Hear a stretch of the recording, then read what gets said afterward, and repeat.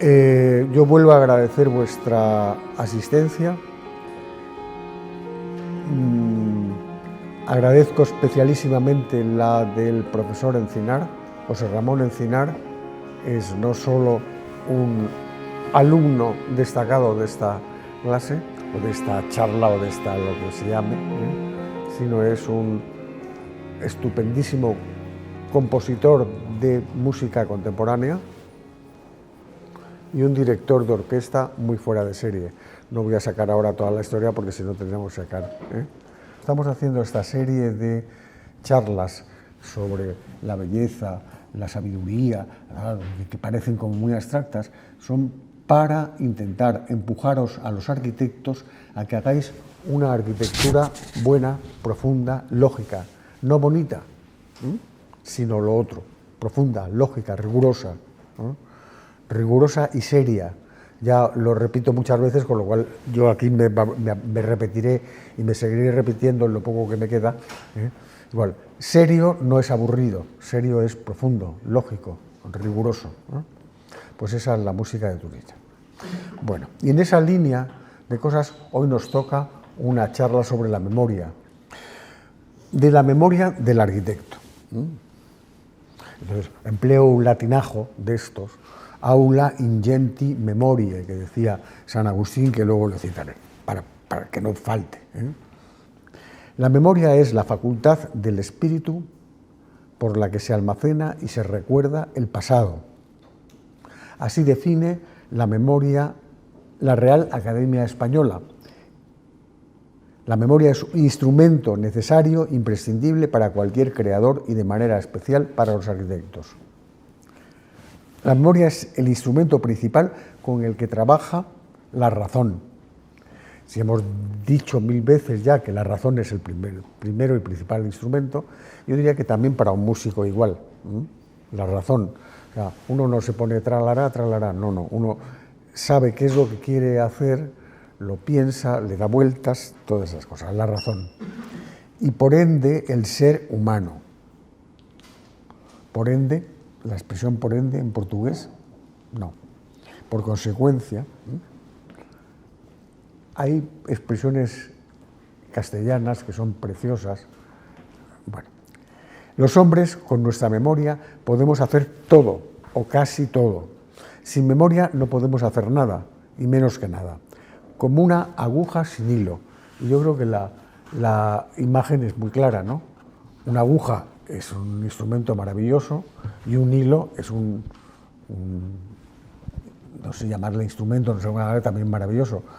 Una aguja sin hilo no hace nada, te pincha, nada más. Un hilo suelto, pues puede servir para otras cosas. Pero la aguja con el hilo es capaz de hacer algo que es maravilloso. Coser un botón. ¿Tú has cosido algún botón alguna vez? Seguramente.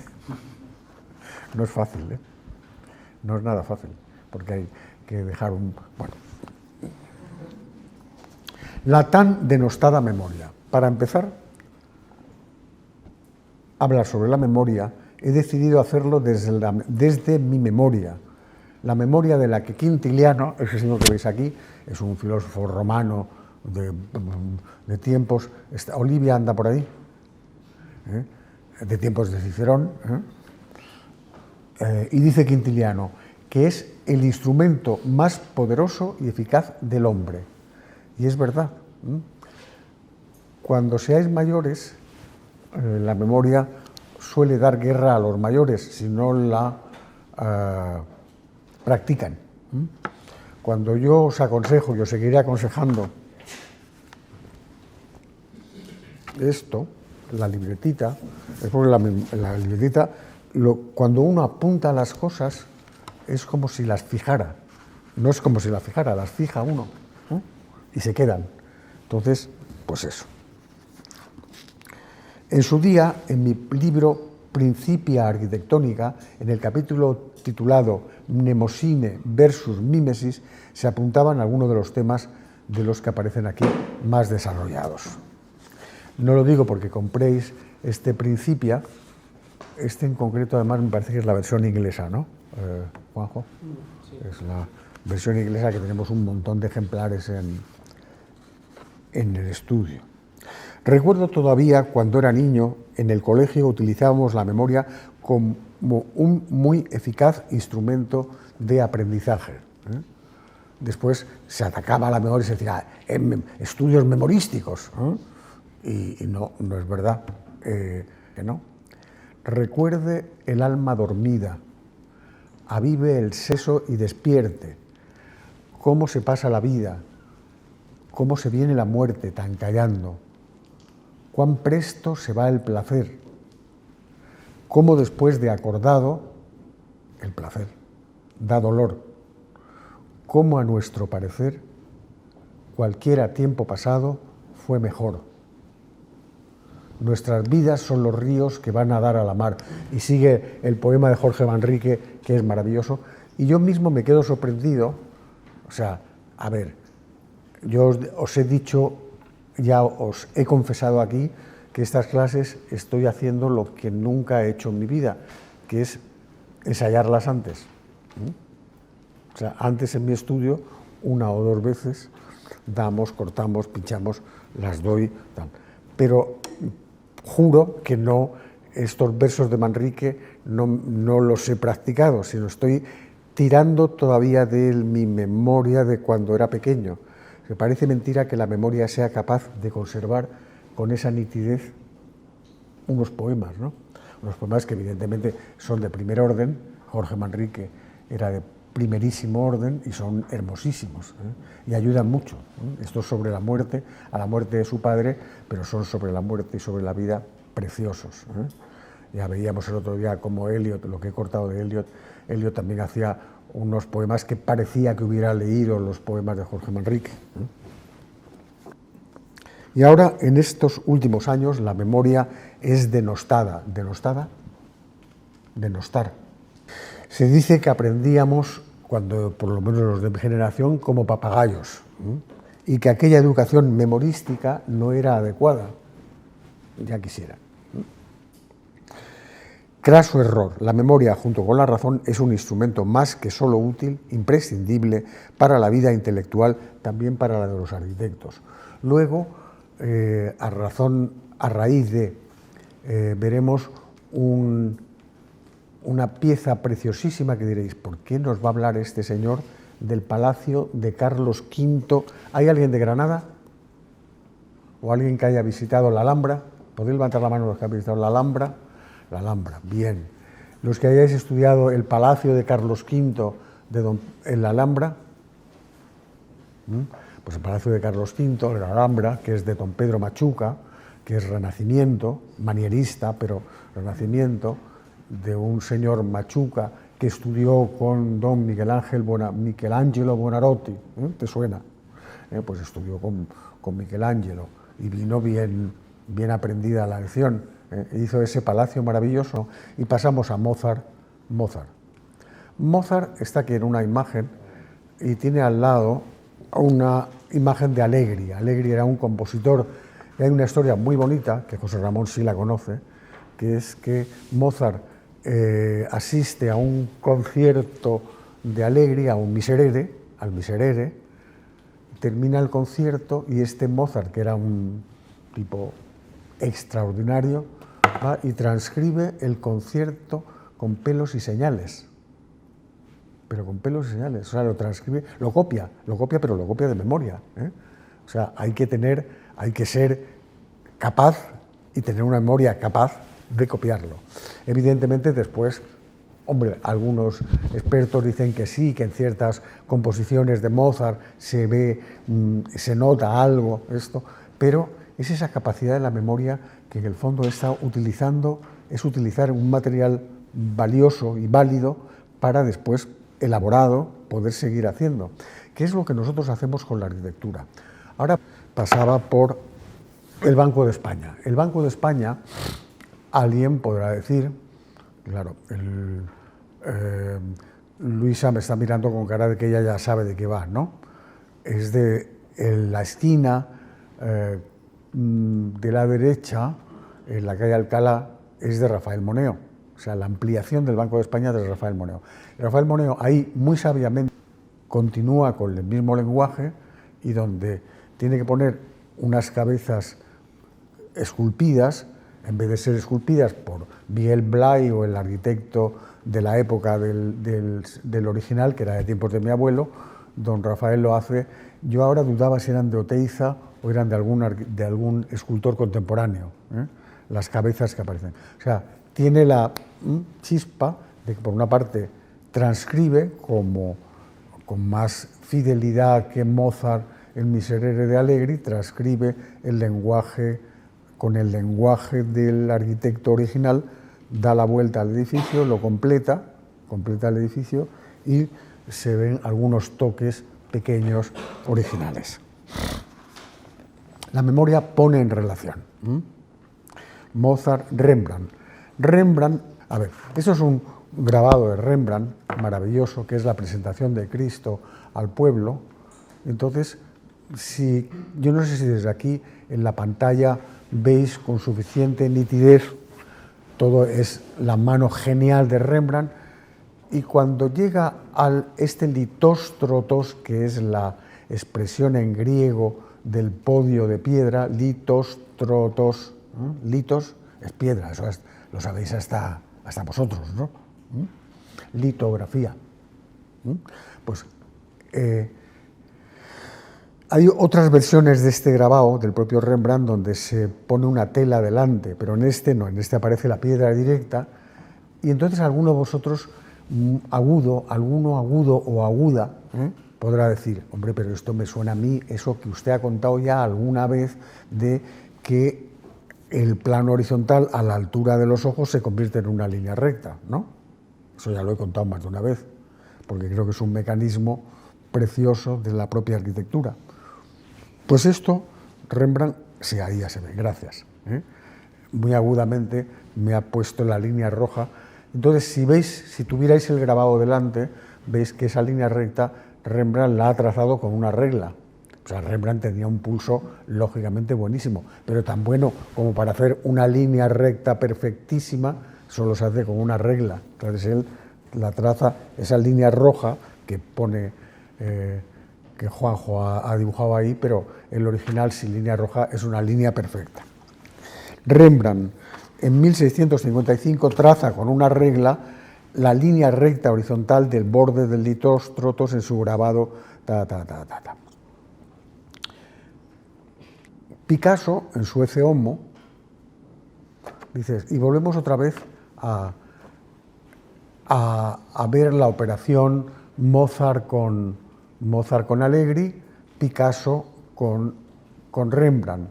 El tema es el mismo, diréis, hombre, pero formalmente el señor Picasso formalmente se maneja con una libertad, con un que es como si le hiciera burla al propio Rembrandt, pues es Picasso 1000 por 1000.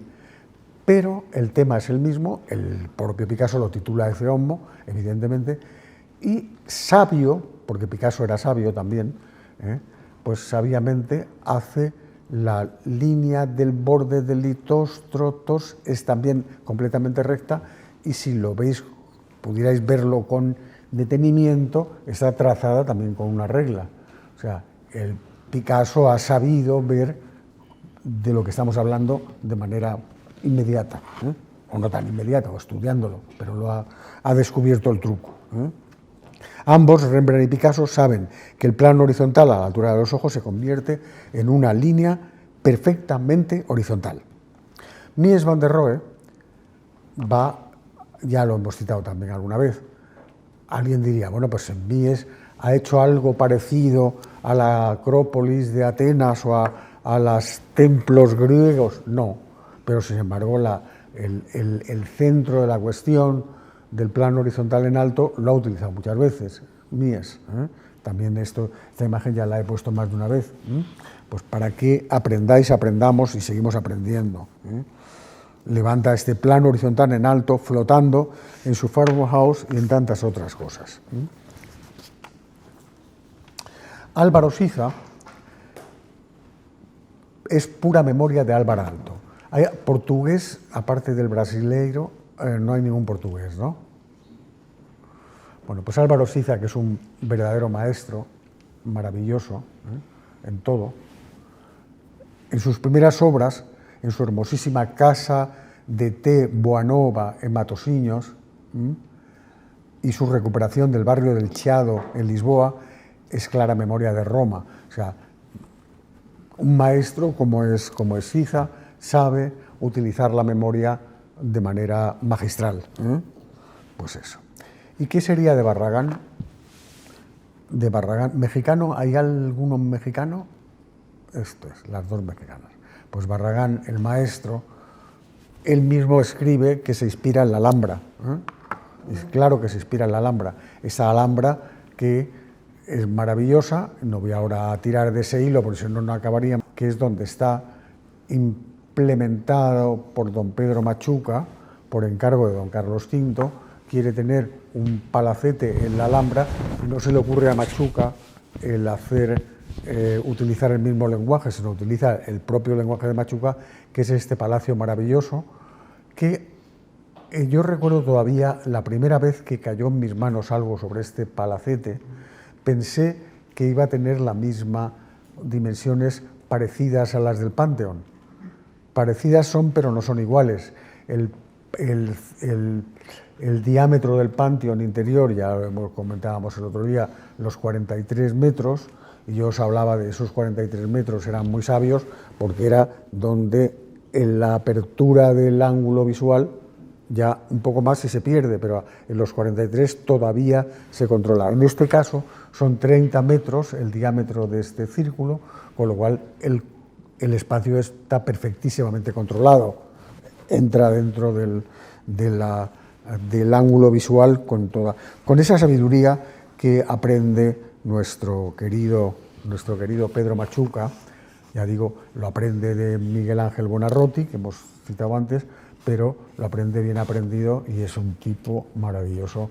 Y esto lo traigo, pues eso, decir, la memoria que es capaz de ir sacando como de un pozo de sabiduría, ir sacando materiales para, unas veces de manera literal, otras veces de manera sutil, el seguir aprendiendo. Le Corbusier, dices, bueno, pues la Ville Savoye, qué original el maestro, qué original porque había vivido antes en la casa de Eliane Gray, la casa de Roquebrune en Cap-Martin, era una casa que bien conocía Le Corbusier y ahí se ve claramente la influencia. En todos ellos, arquitectos y maestros, la memoria juega un papel crucial. Además, la memoria purifica. De los mejores arquitectos nos acordamos más o mejor de sus mejores obras. De las menores nos olvidamos. Si tuvierais paciencia, pero yo no os la pido, simplemente lo sugiero, de hacer una lista de las obras de Le Corbusier o de Mies van der Rohe o de Álvaro Siza, veríais que es relativamente corta. No son, vamos, hay muchas obras, pero todas ellas tienen interés suficiente para hacer que las estudiemos. No, y en cambio, de otros arquitectos contemporáneos, aunque antes yo haya alabado la música contemporánea, también el arquitectura contemporánea, pero digo, hay arquitectos contemporáneos muy famosos del Star System que han hecho cientos, por no decir miles de obras, y eso no está bien. La cosa es que con poca gente en el estudio, yo tengo 5, 4 más 1, y son no solo controlables, sino son imprescindibles. O sea, yo me apoyo en ellos, yo digo siempre que son mejores que yo, porque lo son y da mucho gusto. Pero que, bueno, pues eso, número, memoria,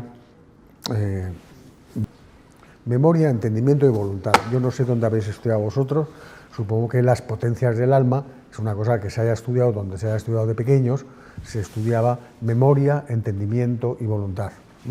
Cómo la memoria estaba en la base de lo que después, ya digo, uno puede recordar poemas de Jorge Manrique, pero puede recordar también canciones de cuando era uno pequeño, oraciones, tantas cosas que la memoria nos ayuda eficazmente. Los seres humanos tenemos memoria, entendimiento y voluntad. Así lo aprendimos cuando éramos niños. lo que en la escolástica se llamaban las potencias del alma.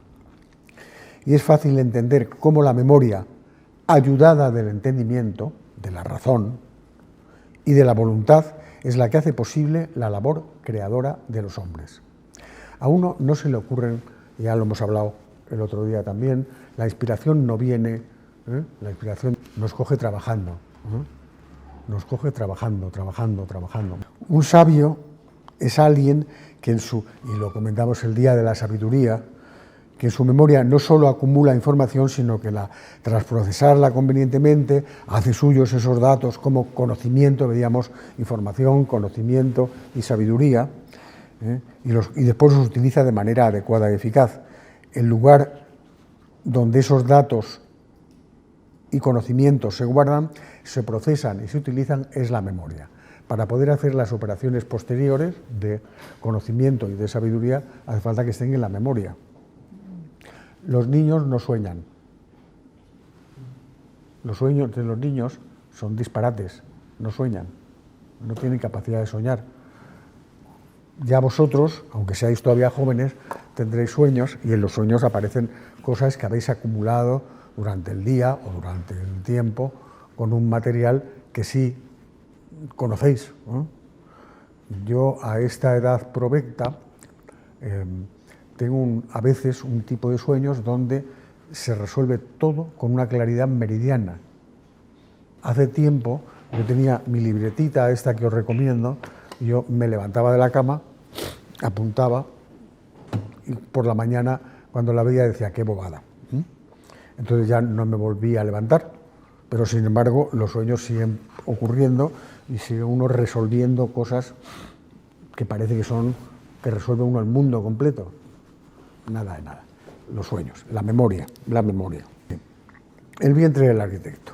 ¿Qué diréis vosotros? Anda, si esto a mí me suena, ¿no? Os suena el Peter Greenaway, en esta película, que es recomendabilísima para cualquier arquitecto, que el protagonista es un arquitecto, es el arquitecto Storley Cracklight, y que se desarrolla en torno al Panteón de Roma. Película recomendabilísima para que veáis un arquitecto en acción con una memoria estupenda. No voy a tirar tampoco del hilo porque si no, no acabaríamos. Y San Agustín, en sus confesiones, que no me cansaré de... Igual, cuando yo me repito con el señor Eliot, o con San Agustín, o con Cicerón, es porque creo que son piedras básicas de la cultura, son sillares, un sillar, una piedra angular, una piedra básica de la cultura. Bueno, dejamos a Cracklight tranquilo y pasamos a San Agustín, que nos dice de la memoria que es el vientre del alma. Curiosamente hemos hablado del vientre del arquitecto, pero el vientre del alma, donde todo es digerido, dice un comentarista sobre San Agustín, que es Sorgel. Y Sorgel utiliza donde todo es rumiado. Rumiar, lo que hacen las vacas, el alimento, y dentro del estómago, ¿qué pasa ahí? Eso en Argentina, si rumiar, si se entiende, ¿verdad? Parecería que después de San Agustín aparece Francis Bacon. Don Francis Bacon, que no es el pintor, que es el filósofo, un filósofo maravilloso también, parece que hubiera leído a San Agustín con lo del vientre del arquitecto, cuando habla de los libros en sus ensayos. En el ensayo de los estudios, el señor Bacon dice: "Some books are to be tasted, gustados. Others to be swallowed, devorados. And some few to be chewed and digested." Algunos libros están para ser saboreados, otros para ser devorados y algunos pocos para ser masticados y digeridos. ¿Cómo puede un filósofo como Bacon, que podría parecer a veces tan distante, dar en el clavo con tanta precisión? Evidentemente Bacon está hablando de los libros. yo a vosotros como arquitectos o estudiantes de arquitectura os tengo que hablar de obras de arquitectura. Cuando uno, eso cada vez se hace menos en las escuelas. Antes hacía más, que era poner a los alumnos a analizar, supongo que en la de música lo mismo, analizar una pieza musical, pues analizar una obra de arquitectura, pero analizarla a fondo. Yo, por ejemplo, lo del plano horizontal a la altura de la vista, que os he citado 1000 veces como mecanismo, una cosa que no había oído nunca como alumno.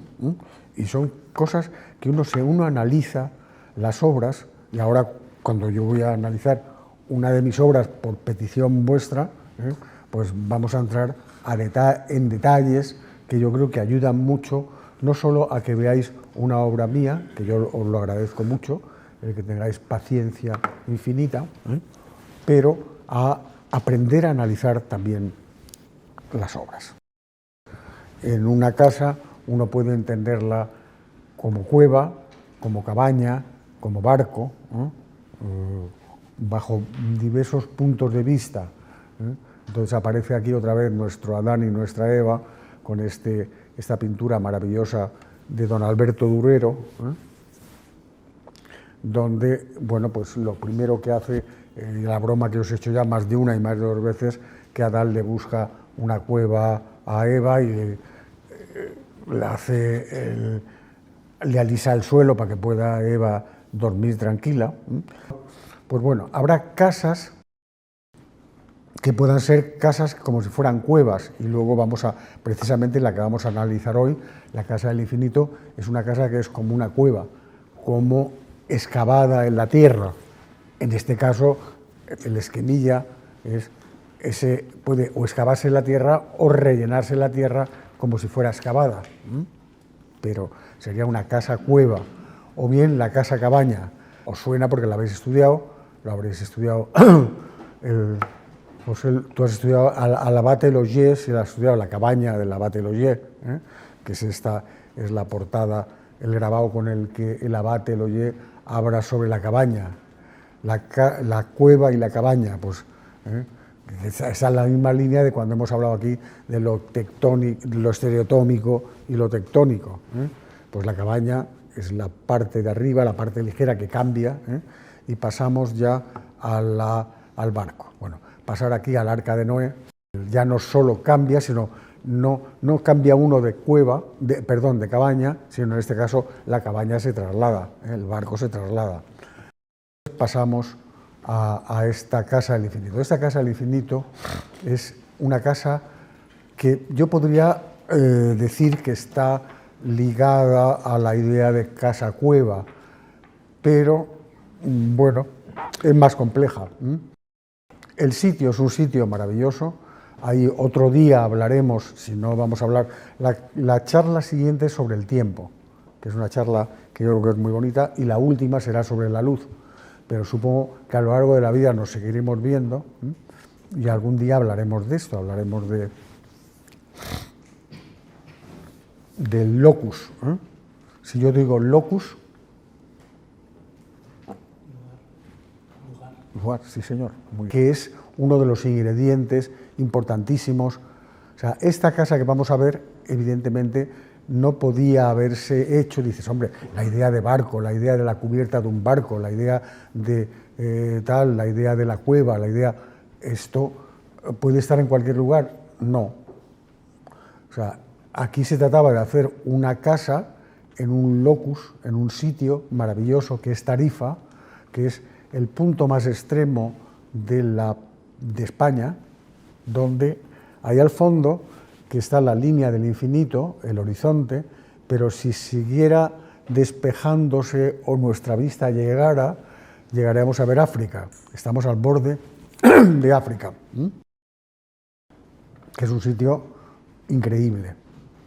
Entonces, en este sitio rodeado de casas horripilantes, lo digo así de claro, horripilantes. Y yo creo que una de las virtudes que tiene la casa nuestra es que cuando está uno se olvida de todo este entorno.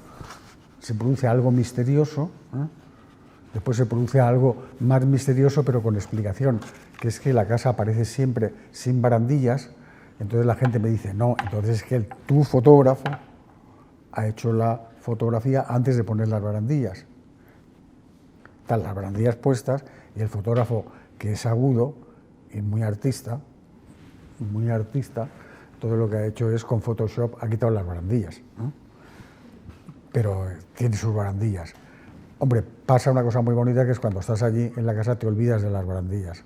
Estás aquí rodeado de este horror, y entonces la idea era hacer, había no truco, sino una condición maravillosa, que era un regalo que se nos hacía.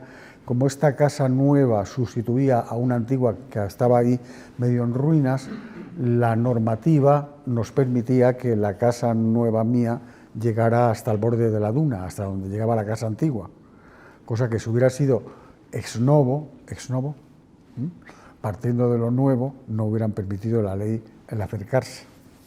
En este caso, la ley nos permite acercarnos hasta el borde de la duna, con lo cual, entonces, yo ahí, y vuelvo a recuperar una idea que ya la he comentado más de una vez con vosotros, que es que la arquitectura esta maravillosa a la que yo os quiero empujar, que podéis llegar a ser los mejores arquitectos del mundo, que no está reservado a unos arquitectos superstar que van volando por ahí, no, cualquiera de nosotros, de los que estamos aquí sentados, podéis ser el mejor arquitecto del mundo, así de claro. Fíjate tú, el pobre don Pedro Machuca, si se enterara que estamos citándole en este ya tercer milenio y hablando de él, poniéndole por las nubes de cómo lo hizo de requete bien, ¿no? Pues se quedaría asombrado. O si Miguel Ángel Buonarroti, que tuvo aquella idea que también la hemos comentado aquí alguna vez, de hacer que el suelo del Campidoglio fuera un casquete esférico para demostrarnos que el mundo emergía allí y que allí estaba el centro del mundo, donde puso a Marco Aurelio. Ahora hablaremos de otro. Bueno, pues yo aquí lo que os quiero convencer es que cuando hagáis obras, el dedicarles no solo el primer momento, sino hasta el último momento. En este caso, yo estaba aquí, habíamos hecho un trazado con cuerdas para definir con precisión la altura de la línea del borde del plano que va a mirar al infinito. Pues no era lo mismo que esté aquí, que esté aquí, que esté aquí. Bueno, pues eso, ahí en el sitio, con cuerdas, trazamos y decidimos, se tomó la decisión precisa y exacta. Aquí lo que estoy mostrando es ese trabajo inmenso, porque son horas y horas y horas, hacer una maqueta de arena en la propia arena de la propia playa para convencerte a ti mismo y convencerle a ella de eso, no es así una cosa que uno haga todos los días, ¿no? O maquetas de papel, pues muchas maquetas de papel. Aquí está tu amigo Cicerón, anda por ahí, ¿no? Andaba Cicerón y Eliot. El de allá es Aristóteles o es Cicerón. Es Platón. Olivia, es Platón. Pero bueno, primo de Cicerón. Bueno, pues maquetas de papel. Se decide eso, el terreno era ese, el mar a la derecha, a la izquierda, se decide abancalar, hacer una bancada, abancalar, pues es lo que se hace ahí. Y bueno, pues ya empieza a aparecer, estas son primeros monos y primeras ideas, que también hay cosas que después han cambiado mucho, pero para demostraros que los proyectos no, de repente, ya todo clarísimo, no, trabajando, se van eliminando, añadiendo, afinando, otra vez otro verbo maravilloso musical, se afina. Aquí aparece con unos paramentos que luego solo se hicieron los de atrás, porque la idea más hubiera querido ser todavía más radical, que es el dibujín de la derecha, donde no hay nada, solo el plano horizontal y nada más. Después, evidentemente, se sigue trabajando y se excava ese plano horizontal, uno para entrar a la casa, que lógicamente las funciones están dentro de ese volumen, se excava para la piscina, se excava para un espacio protegido más del viento. Bueno, y aquí aparece todavía, como el terreno venía desde el agua, veis que le salen ahí delante como dos alas que después afortunadamente decido eliminar y llevármelas atrás, que son para contener las tierras. Lo que quiero mostrar una y otra vez es cómo los proyectos no son producto de un trabajo muy elaborado. Y vosotros diréis, ¿y la memoria qué demonios viene aquí? En la memoria puede estar no solo la cubierta de un barco, sino a lo mejor, y sin a lo mejor, el plano en alto de la casa Malaparte, es decir, un plano en alto frente al paisaje maravilloso. Pues aquí es eso, donde se excavan esos boquetes, donde hay una tapia al fondo que hay que atravesar para entrar en ese plano misterioso, y acaba siendo esto, tan sencillo como esto. Y con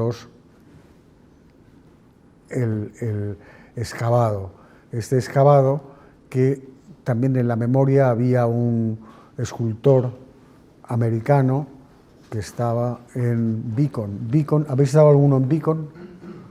Beacon, en las afueras de Nueva York, donde hay una parte, no es ni el MoMA ni el Met, sino en Beacon.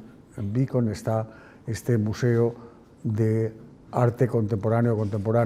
Entonces está este señor, hacía estas excavaciones preciosas que a mí me inspiraron, y por decir, en la memoria estaban por ahí. Y la realidad.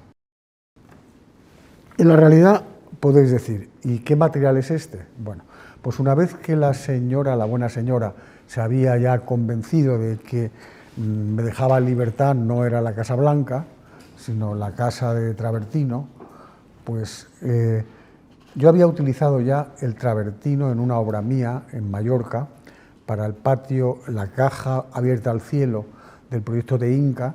Es una caja, toda ella suelo y paredes de travertino, pero de travertino flaminio.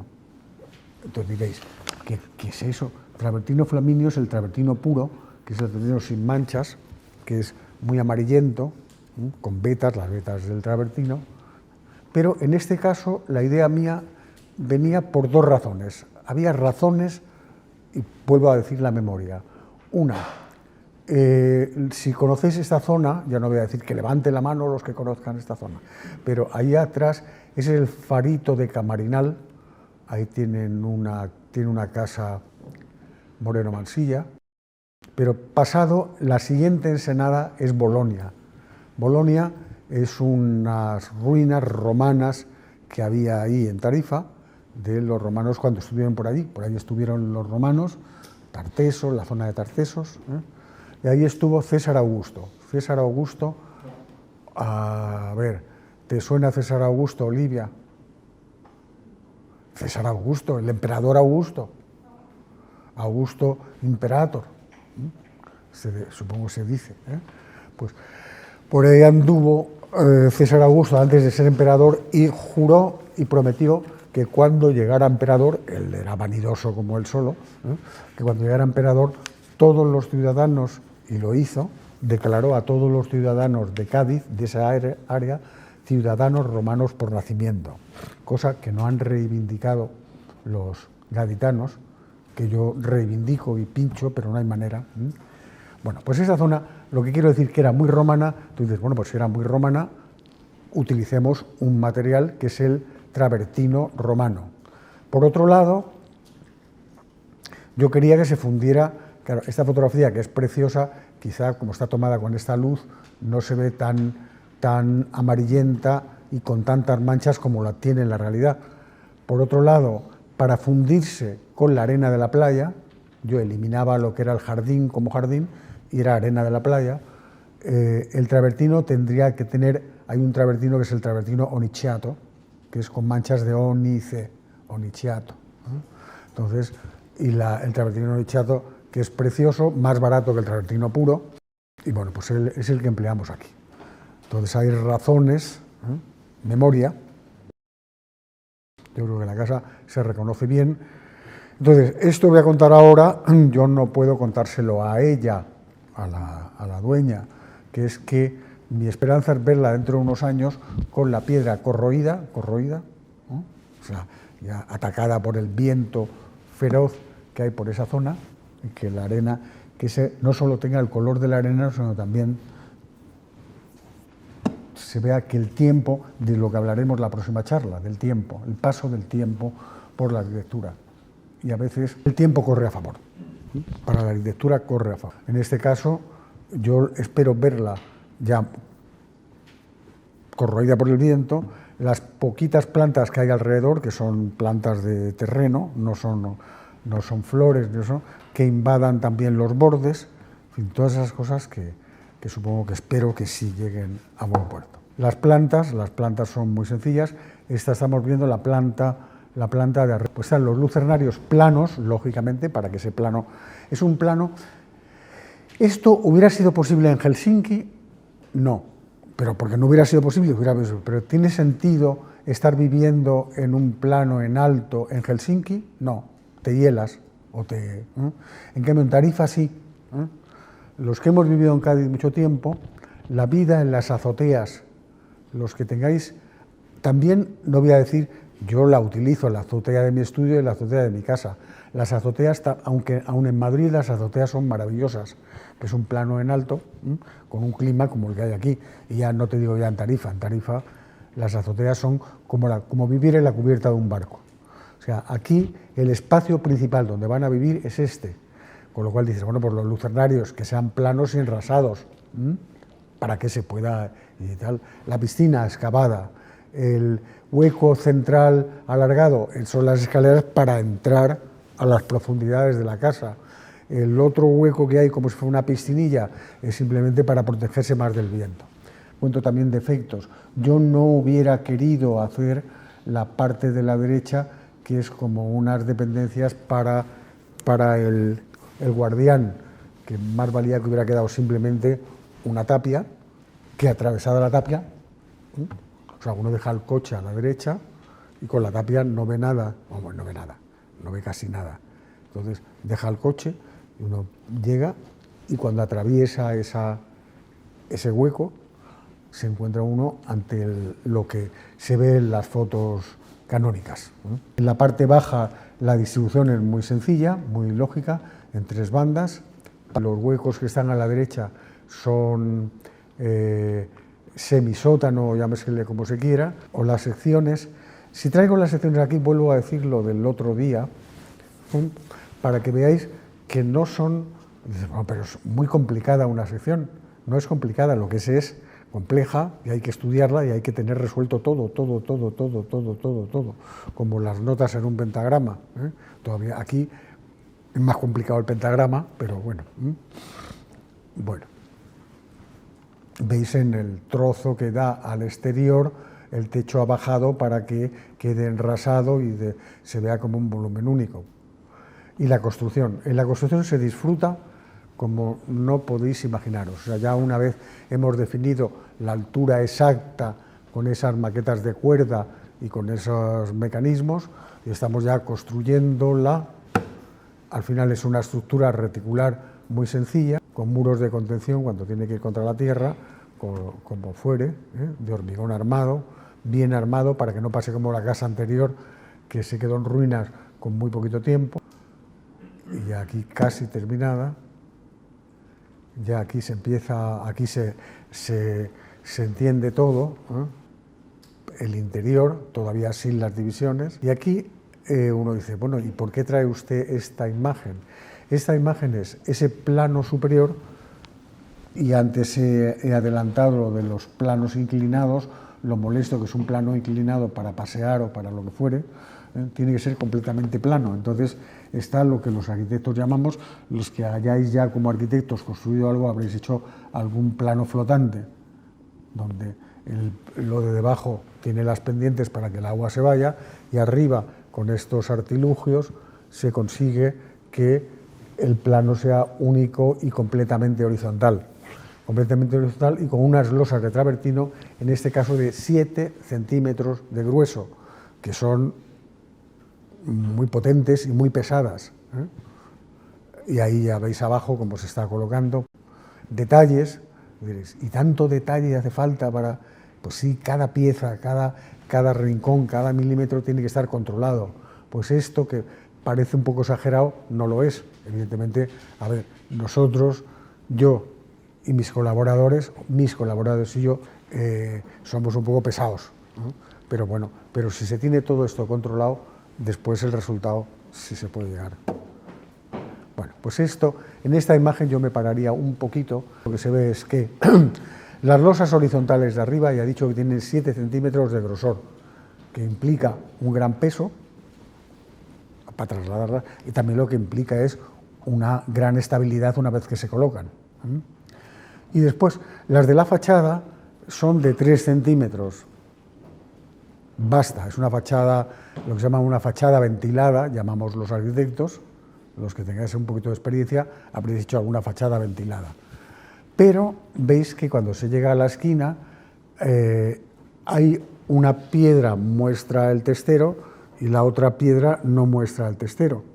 La que muestra el testero se hace también de 7 centímetros, de manera que parecería que toda la piedra que se ha puesto en la fachada también es de 7 centímetros, y no, es de 3, y solo la que asoma, la que emerge, es la que se hace de 7, que es lo que se ve, yo creo que en estas imágenes que son muy pedagógicas, se ve bien. Está muy bien construido y bueno, pues al final el resultado es muy satisfactorio. El resultado es este.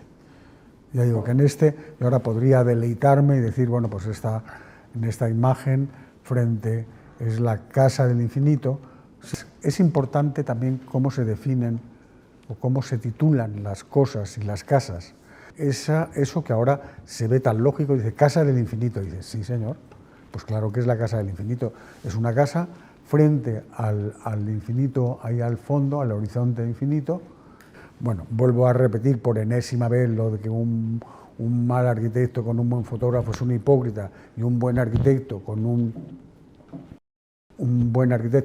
mal fotógrafo es un imbécil, con lo que hay que procurar. Yo he tenido la suerte de tener un fotógrafo como es este, Javier Callejas, que es buenísimo. Este es el que esta imagen ya tiene las barandillas en la realidad y él con Photoshop las ha quitado. Pero vamos, cuando uno esté allí, te olvidas de las barandillas y ves esto con toda claridad. Bueno, bien. De las trazas a las ruinas de un edificio, y quizá ya he adelantado algo al decir que a mí me gustaría ver este edificio, pasados todavía más años, corroído y invadido por las plantas, muy usado, pero que las ruinas, el atractivo, a mí me parece que la arqueología es un oficio precioso, el poder investigar, y más un arqueólogo investigando edificios, ruinas de edificios, porque en las ruinas queda solo lo esencial, quedan las trazas de un edificio, igual que el cuerpo humano cuando lo enterramos, si no lo incineramos, al final queda el esqueleto, ¿no? Y el esqueleto, uno dice, ¿un esqueleto es interesante? Interesantísimo, está dando todos los datos, está dando las proporciones, todo. Bueno, pues de alguna manera eso es lo que querría yo subrayar. Y estamos hablando de la memoria. El esqueleto es la memoria de una persona. Se queda al final, ¿qué queda? Un esqueleto precioso, ¿no? Final. Para terminar, volveré otra vez a San Agustín, sí, que incluso se atreve a hablar, San Agustín, que era un pájaro, se atreve a hablar de arquitectura. En el capítulo 12 del libro 10 de las Confesiones, dice, del lugar que tienen en la memoria las ciencias matemáticas. También es cierto que he visto por mis ojos aquellas líneas con que trazan los arquitectos, él ya está hablando de los arquitectos, sus obras. No obstante ser tan delicadas y sutiles como el hilo de la araña, pero aquellas que yo tengo en mi interior son muy diferentes de estas, pues no son imágenes de las líneas que me mostraron mis ojos. Solo conoce bien qué líneas son aquellas el que cuando las contempla y examina prescinde de todo lo que es cuerpo. Muchas gracias.